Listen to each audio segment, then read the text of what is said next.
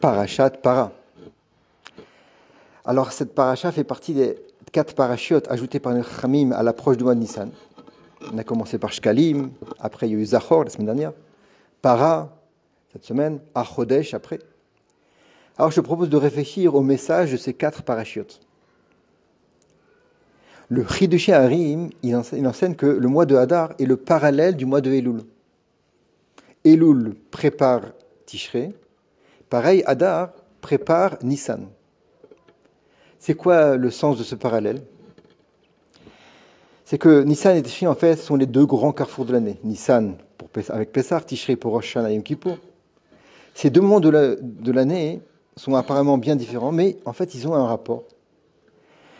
Et on peut le trouver à travers la Gemara, qui cite une marquette pour savoir, une discussion pour savoir quand est-ce que le monde a été créé. D'après Rabbi Eliezer, en Tishré, alors que pour Rabbi Yoshua, c'est en Nissan. Tosfot, sur place, il explique qu'il n'y a pas de marquette.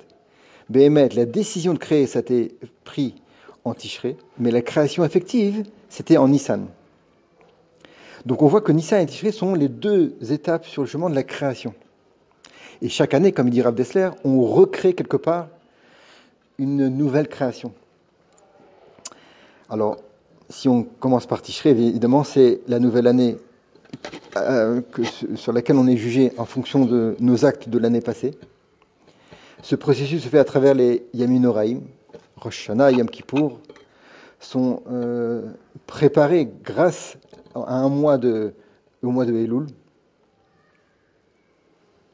avec les Sirot, un mois pour se renforcer, pour travailler essentiellement sa Yirat Shamayim, sa crainte du ciel. Pour arriver près à cette nouvelle étape, on a donc ce mois de Elul. En Nissan, le peuple juif est sorti d'Égypte. En Nissan, le peuple juif, il est recréé. Et chaque année, on revit cette naissance.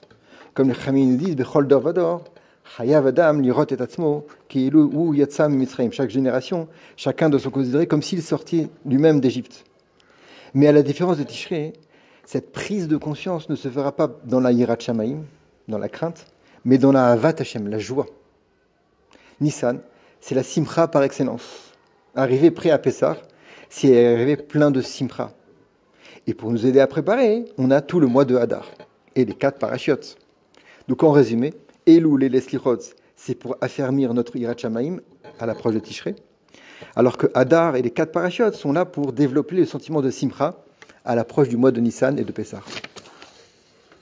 Alors maintenant, il reste à expliquer en quoi les 4 parachiotes sont une bonne préparation pour la simcha. Et on va voir que les Chachamim, ils sont vraiment très forts. Ils répondent à cette question de façon pleine, fantastique.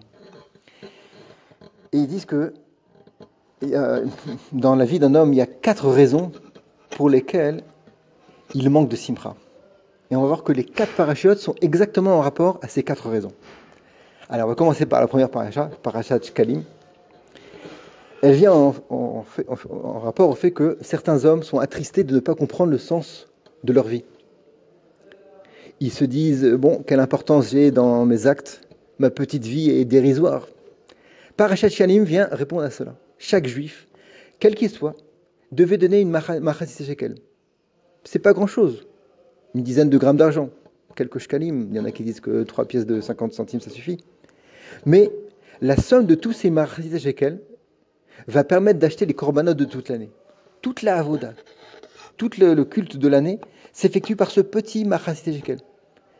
Ainsi, on dit à cet homme-là qui est triste, tu ne te rends pas compte de la portée de tes actes.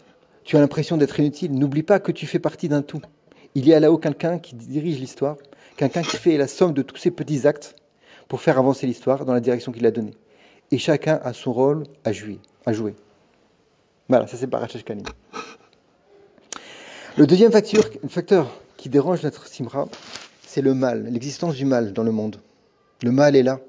Des fois, il est incarné par des personnes sinistres. Ils font des dégâts, ils volent, ils blessent, ils tuent. Certains même s'enorgueillissent de ça. Tout ceci déstabilise notre joie. Écoutons donc la parashat Zachor. Qu'est-ce qu'elle nous dit? Timre et zecher Amalek. Efface jusqu'au souvenir de Amalek. Oui, Amalek c'est le mal. Il est là. Mais il faut savoir qu'il est voué à être effacé. Si Hachem laisse le mal exister dans le monde, c'est qui correspond quelque part à une certaine nécessité. Mais celle-ci nous échappe. Mais le but ultime du mal, c'est de disparaître. Timche et Zecher Amalek est là pour nous dire que le mal il est là, mais il faut savoir qu'il va partir. Et grâce à ça, on arrive à une simcha. Ça, c'est la deuxième paracha. Troisième point, l'existence de la Midat Adin, l'attribut de justice. Savoir qu'on est constamment jugé, qu'on doit rendre des comptes sur chacun de nos actes et nos paroles, c'est a priori pas très réjouissant. Pour permettre à la joie de s'épanouir, penchons-nous sur la paracha Adoma. Mefarshim explique qu'elle est entièrement une évocation de la Midat Adin. La paracha Adoma, comme tu sais, c'est la vache rousse que l'on brûle. Or, dans la Torah, on sait que la couleur rousse, est toujours synonyme de Midat Adin. Pareil pour le feu. Quel est le but de la paracha Adoma? C'est Metaher et Ametim. Elle rend purs les impurs. C'est pour nous dire que, en fin de compte, le din, la midat de la justice, la dureté de Akadosh Baruch Hu, ça aboutit à la fin à la rachamim. Comment ça marche? Béhémet, on ne sait pas. C'est au-delà de notre compréhension. La vache rousse, c'est le prototype des chukim, ces lois qui dépassent notre logique. Eh bien, tu as compris que c'est ça le message, c'est que la simcha, elle peut venir grâce au fait qu'on oublie que, enfin, on va savoir, on sait que la midat adin, tôt ou tard, elle va partir.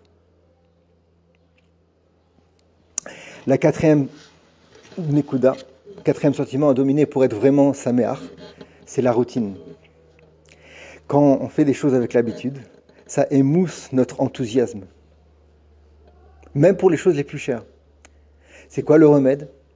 Eh bien, tu as compris, c'est la paracha Chodesh, la hitratshut, le renouvellement.